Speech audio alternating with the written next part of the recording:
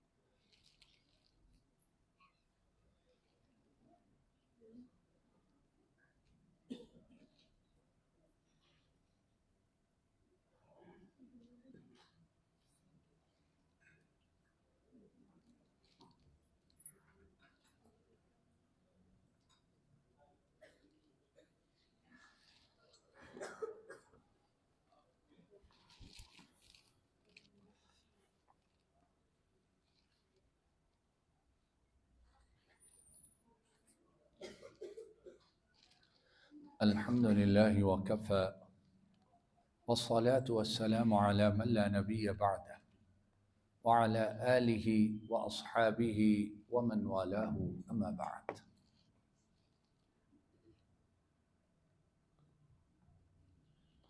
وعلى الثلاثة الذين خلفوا حتى إذا ضاقت عليهم الأرض بما رحبت وضاقت عليهم أنفسهم وظنوا أن لا ملجأ من الله إلا إليه ثم تاب عليهم ليتوبوا إن الله هو التواب الرحيم۔ اللہ رب العالمین کی توفیق سے کل سے ہم نے اس قصہ کی ابتدا کی ہے جس کو اس قصہ والے 3 صاحبوں میں سے 3 اشخاص میں سے ایک نے خود بیان کیا ہے، اور ان کا نام کیا ہے؟ حضرت کعب ابن مالک، سب کہیے رضی اللہ تعالی عنہ۔ اور جس طرح کہ کل عرض کیا گیا، یہ قصہ انہوں نے کس کو سنایا؟ اپنے بیٹے کو، اور بیٹا بھی کیسا تھا؟ باپ کا خدمت گزار تھا۔ باپ آخری عمر میں جب نابینا ہو گئے تو حدیث کے الفاظ ہیں کہ وہی اپنے والد کا قائد تھا، یعنی اپنے والد کا ہاتھ پکڑ کر ہر طرف وہی لے جاتا، اور والد کا خدمتگار یہی بیٹا تھا، اور بیٹے کا نام تھا عبداللہ۔ اب کل بات یہاں تک پہنچی تھی کہ حضرت کعب ابن مالک وہ کہتے ہیں، میں نے عرض کیا اللہ کے رسول صلی اللہ علیہ وسلم، سچی بات ہے کوئی عذر نہیں تھا، بس سارا کچھ ہونے کے باوجود میں اپنی سستی کی وجہ سے پیچھے رہ گیا، اور اللہ کے رسول صلی اللہ علیہ وسلم، اللہ کی قسم، جتنا امیر میں اب ہوں اور جتنا طاقتور اب ہوں میں، اس سے پہلے میں کبھی ایسا نہ تھا، لیکن اس کے باوجود میں پیچھے رہ گیا۔ ساری جب گفتگو کی تو نبی کریم صلی اللہ علیہ وسلم نے ارشاد فرمایا، اما هذا فقد صدق فقم حتى يقضي اللہ فیک۔ یہ جو ہے نا، یہ لوگوں، اس نے سچ کہا ہے، اب تم کھڑے ہو جاؤ اور آسمان والے کے حکم کا انتظار کرو۔ اب کس کا انتظار کرو؟ اللہ کے حکم۔ سن لو پھر، اور سناؤ ساری دنیا کو بار بار، مرضی کس کی چلتی ہے؟ صرف اللہ کی چلتی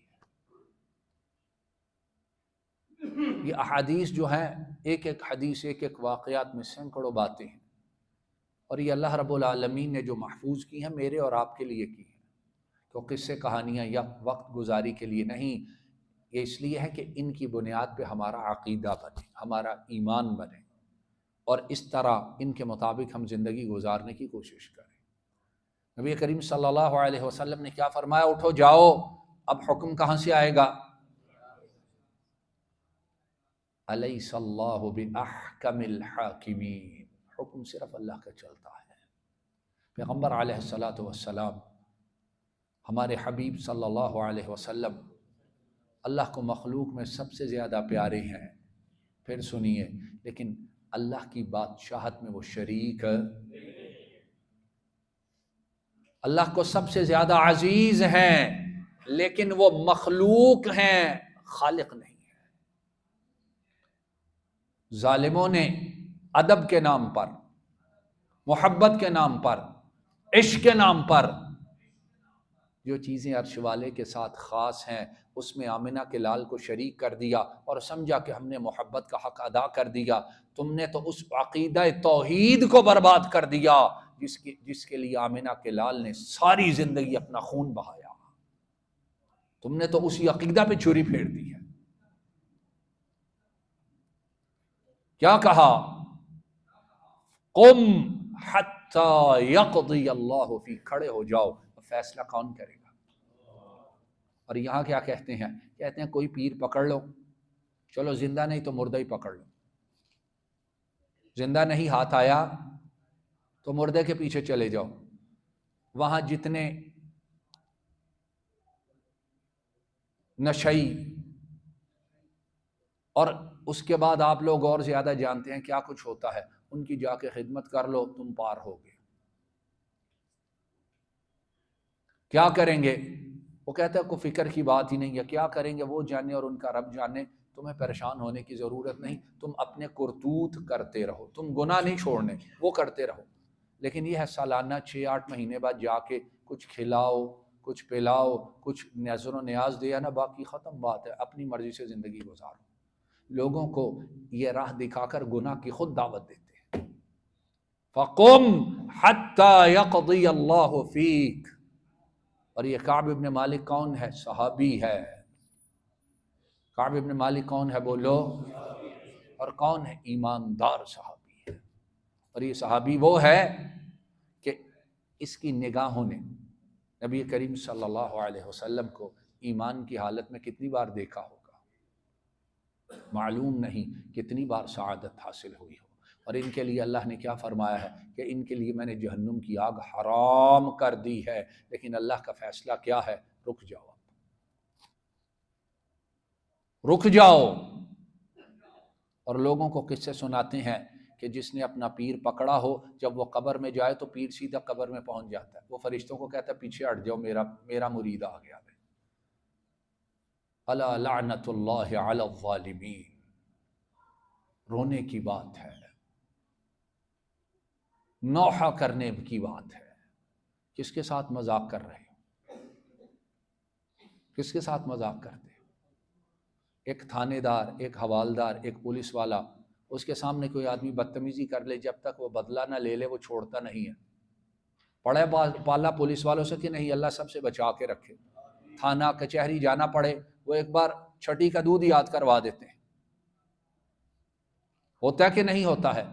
اور ظالموں، اللہ معاذ اللہ ان کی حیثیت ہی کوئی نہیں ہے، جس کو چاہو اس کے ساتھ ملا دو کہ وہ اللہ سے چھڑا لے گا۔ اب وہ صحابی کہتے ہیں جب میں اٹھا واپس آیا تو بنو سلمہ کا جو قبیلہ ہے اس کے کچھ لوگ میرے پیچھے پیچھے آئے اور کہنے لگے، اوے سیانے آدمی تم نے کیا کیا ہے؟ اللہ کی قسم ہمارے خیال میں تم نے آج سے پہلے کو گناہ کیا ہی نہیں ہے۔ اب وہ گواہی دے رہے ہیں، اللہ کی قسم ہمارے علم کے مطابق تم نے آج سے پہلے گناہ کیا ہی نہیں ہے۔ تو اگر آج گناہ ہو گیا ہے تو اللہ کے رسول سے اسی طرح یا اللہ کے رسول کے سامنے اسی طرح عذر پیش کرنا تھا جس طرح وہ دوسرے عذر والوں نے عذر پیش کیے ہیں. یعنی جو جھوٹے عذر انہوں نے پیش کیے ہیں ایک تم نے بھی کر دینا تھا. کیوں؟ کہ جب تم گناہ کرتے جھوٹا عذر پیش کرتے تو جیسے اللہ کے رسول نے ان کے لیے استغفار کی ہے تمہارے لیے بھی معافی مانگ لیتے, اور جب اللہ کے رسول معافی مانگتے تو تم معاف کر دیے جاتے. سمجھانے والے باتوں کو آج بھی اس طرح ہی سمجھاتے ہیں نا. آپ لوگ بھی دنیا داری میں جب پڑھتے ہو کیا سمجھاتے ہیں کہ بڑا ایماندار آ گیا, ساری ایمانداری تھی اور کوئی نہیں, وہ کر لے, ابھی تو تیری عمر باقی پڑی ہے, سفید داڑھی آئے گی پھر معافی مانگ لی. سمجھاتے ہیں کہ نہیں؟ کبھی بیوی کی صورت میں, کبھی بیٹے کی صورت میں, کبھی رشتہ داروں کی صورت میں, کبھی دوستوں کی صورت میں. وہ بھی پیچھے پڑ گئے, کہنے لگے ایک بار کہہ دیتے معافی ہو جانی تھی.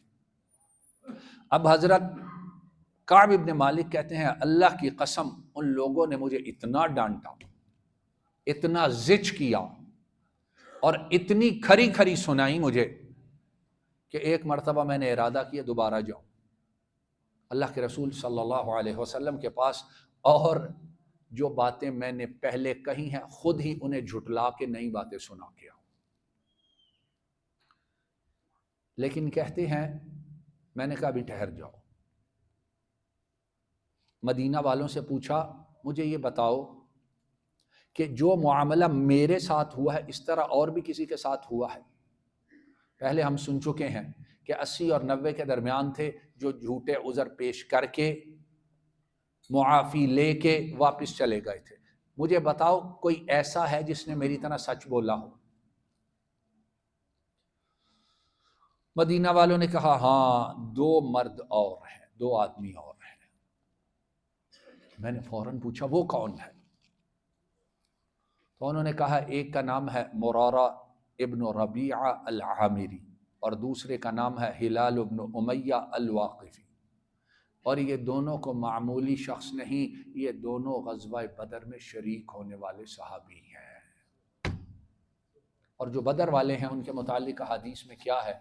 اللہ رب العالمین نے فرمایا, حدیث کے الفاظ ہیں کہ بدر والو جاؤ جو جی چاہے کرو میں تمہیں معاف کر چکا ہوں.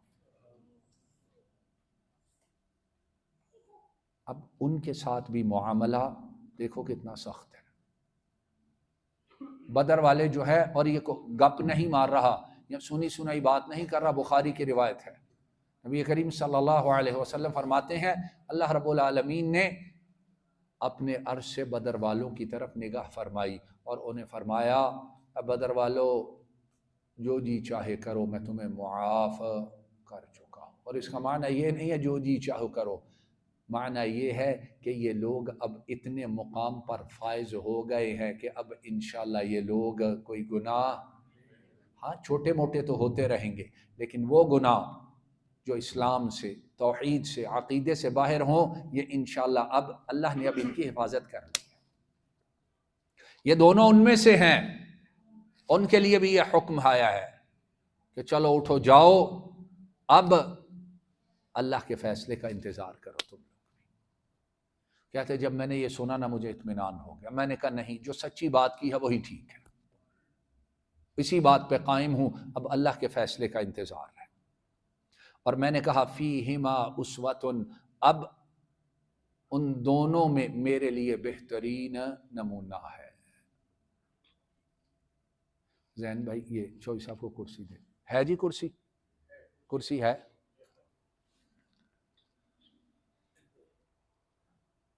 تو کیا کہا ان دونوں میں میرے لیے بہترین نمونہ ہے. تو میں نے کہا چھوڑو, جب 2 ہے تیسرا میں, انشاءاللہ اللہ بہترین فیصلہ کریں گے. اب مصیبت یہاں تک ہوتی تو ان لوگوں کے لیے بڑی مصیبت ہے, شاید ہم لوگوں کے لیے اتنی بڑی بات نہ ہو. چلو جاؤ انتظار کرو اللہ کے فیصلے کے آنے تک. تو ہم پرواہ کرنے والے تھوڑے ہی, کیونکہ ہم لوگ ہوشیار بہت زیادہ ہیں, ہم لوگ عقل مند بہت زیادہ ہیں. اب وہ کہتے ہیں کہ نبی کریم صلی اللہ علیہ وسلم نے اس کے ساتھ ہی ایک آرڈر جاری کر دیا, آرڈیننس جاری ہوا, اور آرڈیننس یہ جاری ہوا کہ مدینے میں سارے مدینے میں سے ان 3 کے ساتھ کوئی بات نہیں کرے گا۔ یہ ایماندار ہیں کہ نہیں ہیں، صحابی ہے کہ نہیں ہے، مومن ہے کہ نہیں، لیکن اعلان کیا ہوا ہے سارا مدینہ اب ان تینوں سے بات نہیں کرے گا۔ اب یہ مصیبت کو چھوٹی ہے، وہ کہتے ہیں فَاجْتَنَبَنَا النَّاسُ او قال تغیروا لنا حتى تنکرت لی فی نفسی الارض فما ہی بالارض التي اعرف۔ کہتا اب لوگوں نے ہم سے بات کرنی چھوڑ دی اور ہمارے ساتھ مکمل بدل گئے، اور کہنے لگے کہ صرف وہ نہیں بدلے، یہ زمین جس پہ میں چلتا ہوں یہ اب مجھے لگنے لگی یہ وہ زمین ہے ہی نہیں جس پہ میں چلا کرتا تھا، یہ زمین ہی کوئی اور ہے۔ اور کہتے ہیں اس حالت میں ہم نے 50 راتیں گزاری ہیں۔ اب دیکھو یہ جو غلطی ہوئی ہے ان سے، کس وجہ سے؟ صرف سستی کی وجہ سے۔ توجہ کیجئے، کس وجہ سے؟ صرف بس اندر باہر سے صاف ستھرے ہیں، اعلان کیا ہے، اقرار کیا ہے، سارا کچھ صحیح سچ بتایا ہے۔ اگر سستی جب اللہ اور اس کے رسول کا حکم آ جائے تو اس کی پکڑ اتنی سخت ہے، تو بتاؤ میرا اور آپ کا کیا بنے گا؟ یہ ہم سوچ لیں، ویسے سوچتے ویسے ہم کم ہی ہیں، کیوں کہ ہمیں سہارا یہی ہے، اللہ غفور الرحیم ہے۔ کیا خیال ہے اللہ ان کے ساتھ غفور الرحیم نہیں تھا؟ بولو تو صحیح، تھا کہ نہیں تھا؟ ہمارے ساتھ کچھ زیادہ ہے اللہ؟ اب وہ کہتے 50 راتیں اس حالت میں گزری۔ کہتے میرے جو دونوں ساتھی تھے وہ دونوں بڑی عمر کے تھے، وہ کہتے ہیں وہ تو بیچارے ٹوٹ گئے اور وہ اپنے گھروں میں ہی ٹک گئے، گھروں سے باہر ہی نہیں نکلتے ہیں، اور دن رات کیا کرتے ہیں؟ صرف روتے ہیں۔ اور روتے کس کے سامنے ہیں؟ بولو تو صحیح۔ اس دور میں تو انٹرنیٹ نہیں تھا، بیٹھ کے انٹرنیٹ دیکھتے رہتے، چلو جی فارغ ہوئے، کوئی ذمہ داری نہیں، کوئی بات ہی نہیں ہے، 50 دن آرام سے گھر بیٹھو۔ روتے تھے وہ۔ کہتے میں جوان تھا تو میں گھر سے باہر نکلتا، نماز کے لیے جاتا، بازاروں میں پھرتا، لیکن میرے ساتھ بات کوئی نہیں کرتا ہے۔ اور کہتے ہیں کہ جب جگہ سے پھر کر میں نبی کریم صلی اللہ علیہ وسلم کی خدمت میں حاضر ہو جاتا۔ کیوں کہ اللہ کے بعد مخلوق میں سب سے زیادہ رحم دل، رحمت للعالمین تو یہی ہے، ان کی خدمت میں حاضر ہوتا، اور آ کر آپ کو جب آپ نماز کے بعد اپنے ساتھیوں میں بیٹھے ہوتے تو میں آ کے کہتا السلام علیکم ورحمۃ اللہ وبرکاتہ۔ اور پھر کیا کہتے ہیں؟ کہتے ہیں اس کے بعد میں آپ کے چہرہ انور کی طرف دیکھتا رہتا، آپ کے ہونٹ مبارک دیکھتا کہ کیا وہ ہلتے ہیں اور مجھے سلام کا جواب ملتا بھی ہے کہ نہیں ملتا ہے۔ اور پھر کہتے ہیں کہ میں جتنا قریب ہو سکتا اتنا قریب ہو کے نماز ادا کرتا، اور ادا نماز کرتا اور خفیہ نظروں سے اپنے اس محبوب کو دیکھتا رہتا کہ کیا مجھے دیکھ رہے ہیں کہ نہیں دیکھ رہے۔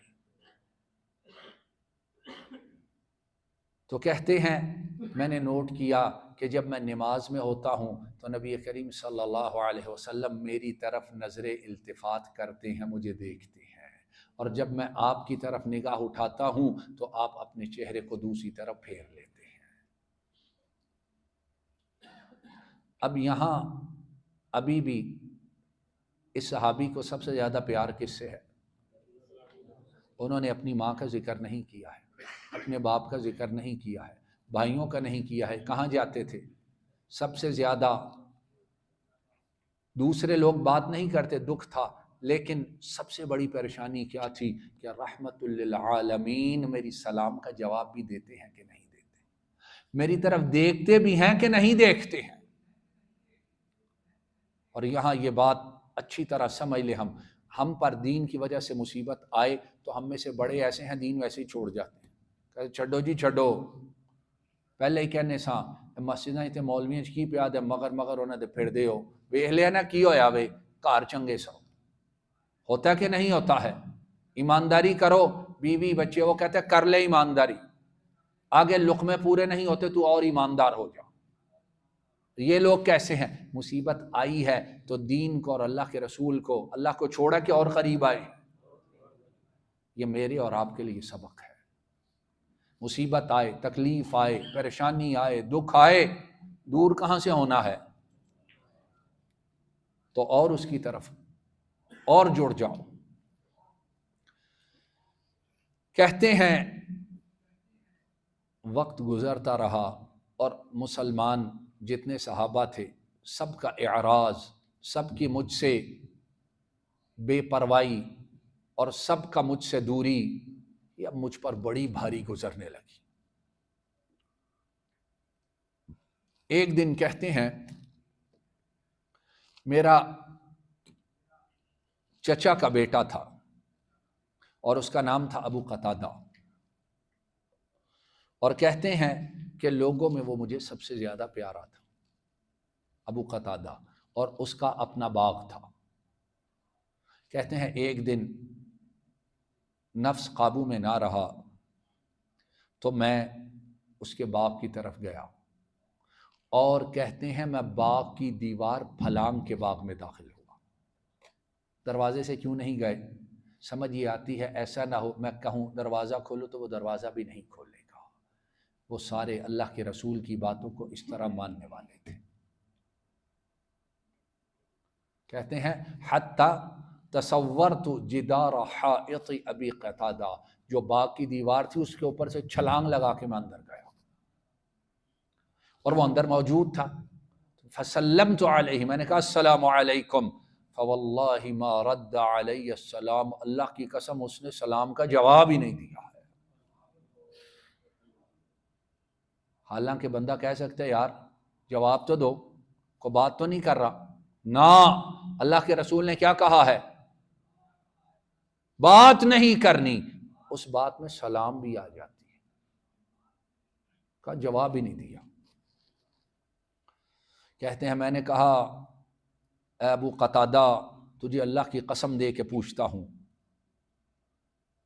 کیا تجھے یہ یقین نہیں کہ میں اللہ اور اس کے رسول سے پیار کرتا ہوں؟ بولو، اللہ کی قسم دے کے کہتا ہوں۔ تو حضرت کعب کہتے ہیں وہ خاموش رہے، کوئی جواب ہی نہیں دیا۔ کہتے ہیں پھر اللہ کی قسم دے کے میں نے دوبارہ یہی سوال دہرایا، وہ پھر خاموش رہے۔ پھر تیسری بار میں نے پھر قسم دے کے یہی سوال دہرایا تو اس نے آگے سے جواب دیا اللہ ورسولہ اعلم، کعب ابن مالک مجھے کچھ پتہ نہیں، جو بات ہے یا اللہ جانتے ہیں یا اللہ کا رسول جانتے ہیں، مجھے نہیں پتہ تمہاری محبت ہے کہ نہیں، مجھے نہیں پتہ ہے ان لوگوں کی محبت سچی ہے کہ نہیں ہے، پوچھنے والے کی بھی سچی ہے اور جس نے جواب نہیں دیا اس کی بھی سچی ہے، اللہ ورسولہ اعلم۔ کعب ابن مالک کہتے ہیں میری دونوں آنکھوں سے آنسو بہہ نکلے، میں واپس پلٹا اور دیوار سے چھلانگ لگا کے باہر آ گیا۔ اب کہتے ہیں دن رات اسی طرح گزر رہے ہیں۔ ایک دن میں مدینہ کے بازار میں آیا تو میں نے دیکھا کہ ایک نبطی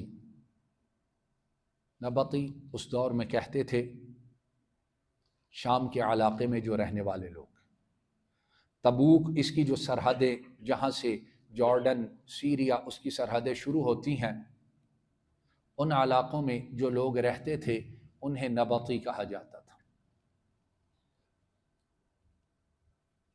اور وہ اہل شام میں سے تھا، یعنی یہی سیریا جو ہے، اور یاد رکھیے سیریا جو ہے آج سیریا ہے، جب شام عربی میں بولا جائے تو اس سے مراد ہوتا ہے جارڈن، سیریا، لبنان، فلسطین، اسرائیل یہ سارے کا سارا اسلامی تاریخ میں اس کا ایک ہی نام ہے، شام۔ کہتے ہیں وہ پھر رہا ہے بازار میں اور اس کے پاس کھانے کے لیے کوئی چیز ہے، وہ بیچ رہا ہے، اور بیچتے ہوئے لوگوں سے پوچھ رہا ہے، لوگوں مجھے بتاؤ یہاں ایک کعب ابن مالک رہتا ہے، کہاں رہتا ہے؟ کہتے ہیں لوگوں نے، میں جا رہا تھا، لوگوں نے اشارہ کیا وہ جا رہا ہے سامنے۔ کہتے ہیں وہ میرے پاس آیا اور اس نے مجھے آ کے ایک چٹھی دی، ایک لیٹر دیا، یا آج کی زبان میں کیا کہو گے، سائفر دیا۔ سائفر کے پیچھے ساری قوم پاگل ہوئی ہوئی، کو حق میں کو اس کے خلاف۔ اس نے کیا کیا، اس نے بھی سائفر دیا۔ یہ سائفر کا مسئلہ بڑا پرانا ہے، کوئی نیا نہیں ہے۔ اس نے چٹھی دی، کہتے ہیں میں پڑھنے لکھنے والے لوگوں میں شامل تھا۔ اس دور میں پڑھنے لکھنے والے لوگ تھوڑے ہوتے تھے۔ کہتے ہیں میں پڑھنا بھی جانتا تھا، لکھنا بھی جانتا تھا۔ اور وہ چٹھی کس کی طرف سے تھی؟ وہ غسان کا بادشاہ تھا، اس کی طرف سے تھی۔ تبوک اور اس کے بعد کے جو علاقے تھے وہ اس دور میں جو رومی سلطنت تھی، رومن امپائر تھے، اس کے تحت تھے۔